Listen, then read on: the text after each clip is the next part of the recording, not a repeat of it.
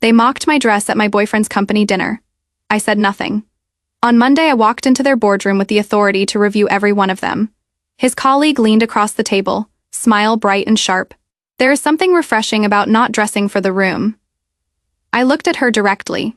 Is that what you think I am doing? No offense? Sabrina's eyes traveled over my black silk dress, my simple earrings, my lack of obvious labels. Most people just try a little harder at these things. That was Friday night 3 days ago. The comment that made everything before it suddenly make sense. I am getting ahead of myself. Let me back up. My name is Vivian Hale. I am 32. I work in corporate operations, though most people don't know exactly what that means until it is too late. I have been dating Daniel Cross for 8 months. He is a senior director at a tech division downtown, ambitious and smart, and good at reading rooms.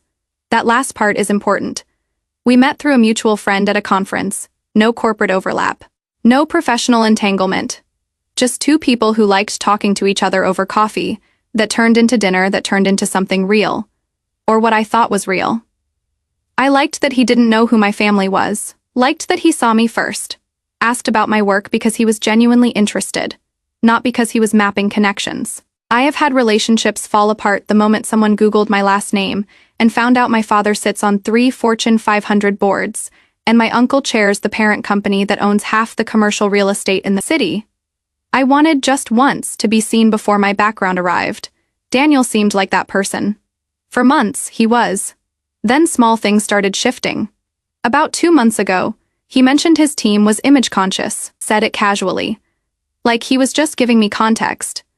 Then a few weeks later, he suggested I might want to meet them halfway on presentation when we went to company events. I remember asking him, half joking, do you want me there, or do you want me to look right beside you?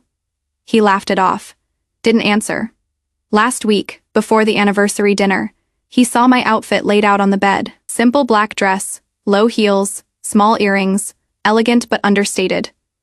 The way I always dress, he paused. Do you have something a little sharper? Not flashy. Just more evening. The sentence was careful, the disappointment underneath it was not. I asked if what I had chosen wasn't appropriate. He backtracked quickly, said it was fine, said I always looked great, said his team could just be a lot, and he didn't want me to feel out of place. I kept the black dress on the drive to the event. He glanced over at me twice. Finally said, okay, if you are comfortable. 4 words that told me he had hoped I would choose differently. The dinner was at a rooftop venue downtown. Glass walls, city lights, the kind of place designed to make you feel important just for being there. The first part was a cocktail reception for senior staff and partners.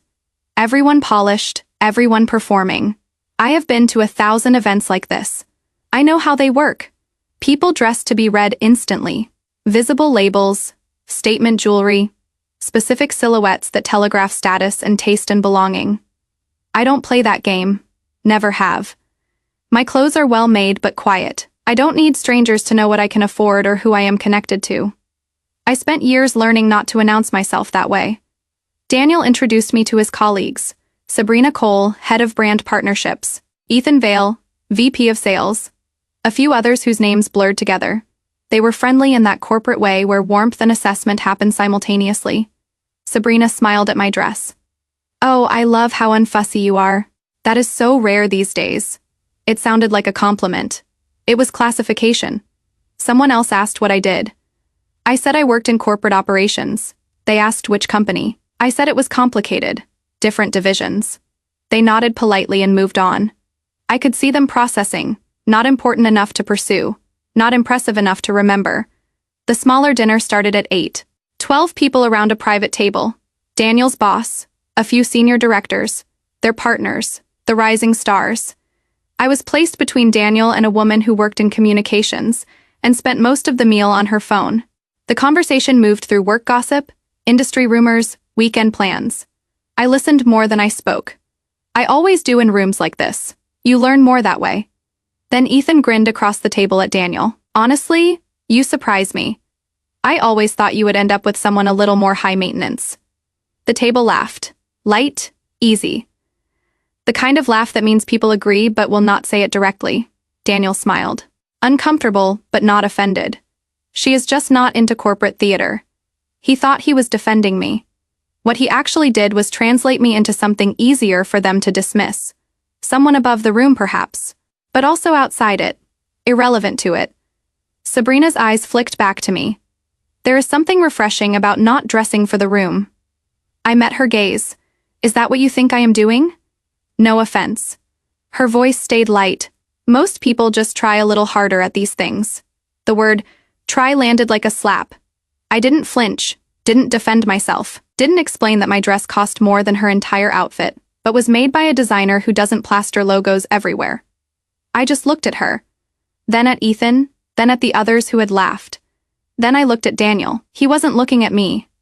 He was studying his wine glass, jaw tight, clearly wishing the moment would pass. He didn't say that is enough. Didn't say don't speak to her like that. Didn't choose me in the moment when it would have mattered. I went quiet after that, not visibly upset, just less present. I answered when spoken to, smiled when appropriate. Let the evening finish. I watched who laughed. I noticed who looked away. I registered every single person at that table and what they revealed about themselves when they thought I didn't matter enough to be careful around. Then I let them think they had won. On the drive home, Daniel was tense. I could feel him wanting to say something, trying to decide if addressing it would make things better or worse. I waited until we were inside my apartment. Door closed, quiet. Did you want me there tonight? Or did you want a version of me that made things easier for you? He ran a hand through his hair. I wanted you there. I just wish you had met me halfway. There it was. The thing I had been seeing in pieces for weeks now, said plainly. Halfway to what exactly? To understanding how these environments work. I understand perfectly. I kept my voice level. I just don't agree that I needed to change to belong there. That is not what I am saying. Then what are you saying? Long pause. These dinners matter. My career depends on how I am perceived. I needed you to understand that. I do understand. What I don't understand is why you thought I was the problem. Silence. He was running through the past 2 months in his head, seeing the pattern I had already mapped. I care about you, he said finally. I just wanted tonight to go smoothly. It did for you. I sat down across from him. You didn't have to sit there while people mocked what I was wearing. You got to smile and stay comfortable while I absorbed it. I didn't know what to say. You could have said anything that put me first. I looked at him directly. Instead, you translated me for them, made me easier to dismiss. His face shifted. I was trying to smooth things over. I know. That is the problem. We sat there for a long time, Daniel apologized. Said he had been thoughtless, said he would do better. But I could hear in his voice that he didn't quite believe he had done anything terrible. Just a social misstep. Something fixable. He left around midnight. After the door closed, I sat on my couch in the dark for 2 hours. Didn't cry, just replayed the evening. Saw clearly what I had been trying not to see. Daniel had been preparing me to survive rooms like that, not questioning why I should have to. I thought about texting him. Didn't thought about calling Sabrina and explaining exactly who I was. Didn't do that either. I just sat there, very still, thinking about Monday. Because here is the thing Daniel didn't know, the thing none of them knew. I am not just someone who works in corporate operations. I am the Senior Vice President of Integration and Performance at the parent company that owns Daniel's entire division. I have held that title for 3 years. Before that, I stabilized a failing retail chain, cleaned up a finance unit after a management scandal, and restructured a division with toxic culture problems. I have built a reputation for walking into troubled environments and fixing what is broken. Not with drama, not with personal vendettas, just with professionalism and extremely thorough analysis. And for the last 6 weeks, I have been assigned to lead a 90-day operational and culture review of Daniel's division. The timing was coincidence. The review had been scheduled before Daniel and I started dating. His division had been underperforming for months. Unusually high event spending, weak operational discipline, rising turnover, internal complaints about favoritism and image politics, the kind of dysfunction that shows up in metrics first and culture second. I had kept my assignment quiet because I wanted to see how Daniel and I worked outside the context of titles and hierarchies. Wanted to know if we were real before my last name and my role changed everything. Now I knew. They thought I was nobody. I let them. On Monday, they would learn differently. I didn't sleep much that weekend. Saturday, I went through the division's performance data again. Sunday, I prepared my briefing materials and confirmed the Monday meeting roster. Daniel called twice. I let it go to voicemail. He texted asking if we could talk. I said I needed space. He didn't understand, but he would. Monday morning, I arrived at the division headquarters at 8:30, checked in, got my executive badge, took the elevator to the 14th floor. The conference room was glass-walled modern, designed to look innovative. 12 people were already seated. I recognized most of them from Friday night. Sabrina, Ethan, Daniel's boss. Daniel walked in at 8:45, coffee in hand, laughing at something someone said. He glanced toward the front and saw me. His smile froze, then confusion, then panic. I was sitting near the front with my leather portfolio, my tablet, and my parent company badge clearly visible. Sabrina noticed next, stiffened. Ethan stopped mid-sentence. The division CUO walked in and called the meeting to order. Before regular updates, I want to introduce someone you will be working with closely over the next 12 weeks. He gestured toward me. This is Vivian Hale, Senior Vice President of Integration and Performance. She will be leading the operational and culture review for this division. Silence, the kind where people are working very hard to keep their faces neutral. I stood, opened my portfolio. Over the next 90 days, I will be reviewing performance consistency, spend discipline, management, judgment, and culture signals that may be affecting execution. I will be conducting individual interviews and assessing whether current leadership structures are supporting sustainable growth. I paused. Let the phrase culture signals sit in the room. Anyone who had been at that dinner knew exactly what it could mean. I will be scheduling one-on-ones with each of you. My assistant will send calendar invites this afternoon. I expect full transparency and documentation for any questions I raise. I didn't look at Daniel, didn't look at Sabrina or Ethan, kept my tone perfectly professional. The parent company takes culture and performance very seriously. This review is comprehensive. I am looking forward to working with all of you. Then I sat down. The coup moved on to regular business, but the atmosphere had changed completely. People were careful now. Formal. Nobody made eye contact with me except when directly addressed. Daniel looked like he was trying to solve an equation that wouldn't balance. After the meeting, people filtered out quickly. Daniel tried to approach me. I was already in conversation with the CFO. He waited 5 minutes, then left. He texted an hour later. We need to talk, please, I replied. I am in interviews all week. I will let you know when I have time. Professional, distant. True. The review moved forward exactly as planned. 30-minute interviews with every director and above. Budget analysis for the last 18 months. Employee survey data cross-referenced with turnover rates. Patterns emerged fast. Sabrina's branding spend was 40% over budget with minimal ROI. Her team development favored image over performance metrics. 3 junior employees had filed complaints about exclusionary behavior that had been quietly dismissed. Ethan's sales numbers were strong. His judgment was terrible. He created environments where mockery was normalized, and several people had mentioned feeling uncomfortable, but unsafe reporting it because he was protected by his revenue. I didn't fabricate any of this. I just stopped it from being buried. By week 3, recommendations started forming. Sabrina was removed from strategic planning and placed under tighter budget oversight. Her role didn't disappear. Her influence did. Ethan lost his high-potential designation. His VP track quietly ended. Neither was fired. That is not how corporate consequences work, but their trajectories changed permanently. The harder situation was Daniel. His performance metrics were solid. He wasn't incompetent, but the review revealed something more subtle and more damaging. Weak leadership spine, conflict avoidance, over-reliance on approval from dominant personalities, inability to set tone when someone vulnerable was being diminished, preference for social ease over principle. I wrote it in corporate language, demonstrates difficulty establishing boundaries in team dynamics, shows pattern of deferring to strong personalities, rather than managing conflict directly, may benefit from leadership coaching focused on accountability and culture setting. Professional documented. Devastating. Because it was true, and he knew it. And there was no way to dismiss it as personal revenge when it was supported by 12 weeks of interviews and pattern analysis. Daniel requested a meeting in week 8. I scheduled 30 minutes conference room, door open. He looked exhausted. I messed up. Friday night. I should have defended you. I am sorry. I nodded. Okay, that is it. What else do you want me to say? I want to know if we can fix this. His voice strained. I care about you. I am asking for a chance. I looked at him for a long moment. This man I had liked so much, who had been funny and kind when it was just us.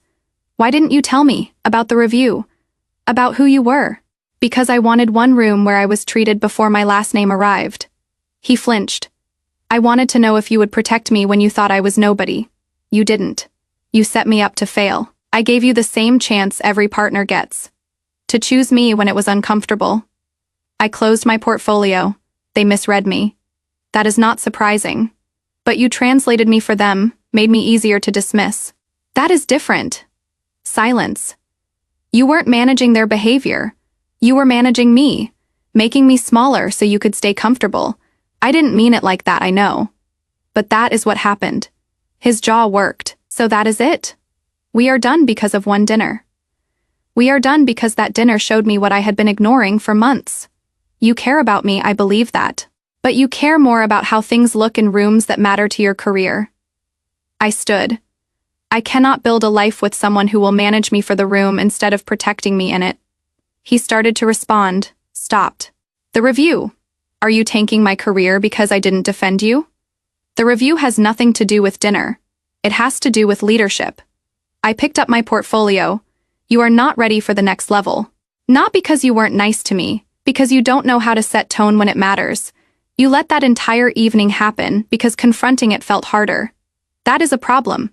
You cannot be serious. I am completely serious, and it is documented. I moved toward the door. I am not trying to destroy you. I am doing my job. You need development. That is not personal. That is professional assessment. Feels pretty personal. I know it does. I paused at the door. For what it is worth, I did care about you. I wanted us to work. I just needed you to see me as someone worth defending, even when the room thought I was nobody. I left him sitting there. The review concluded in week 12. I submitted my report with detailed recommendations. Some people were reassigned. Some budgets were restructured. Some cultural practices were flagged for monitoring. The division didn't collapse. It just got more honest. Daniel and I didn't speak again after that meeting. I saw him in the hallway once. He nodded. I nodded back. Professional, distant, final. I heard later he had started seeing someone new. Someone polished and image-conscious. Good for him, I meant that sincerely. Sabrina left the company 6 months later. Ethan stayed, but his trajectory had flattened. I finished the assignment and moved on to the next one. Different division, different problems, same process. And I went back to dating carefully, quietly. Not hiding who I was, but not announcing it either. Waiting to see who people were before my background changed how they saw me. It is lonely sometimes. I will not pretend it isn't. But here is what I learned. You don't need someone to understand your value. You just need them to respect it before they know the whole story. The people who matter will defend you when you are wearing a simple black dress, and they think you are nobody important. The people who don't matter will only protect you once they realize you are someone they cannot afford to dismiss. And the difference between those two groups is everything. I could have told Daniel at any point. Could have said my last name, mentioned my role, explained my family connections. I could have arrived at that dinner in something obviously expensive and watched them all adjust their behavior immediately. But then I never would have known. I never would have seen that he was already choosing the room over me, long before he knew which choice was safer for his career. To anyone reading this who has been in a similar situation, who has been mocked or dismissed or made to feel less than by people who thought you didn't matter enough to respect, you don't owe anyone a performance. You don't owe them the right version of yourself that makes their shallow judgments easier. You owe yourself honesty about who sees you clearly and who is just managing you for the room. And when you figure out the difference, you owe yourself the courage to walk away from anyone who chooses the room.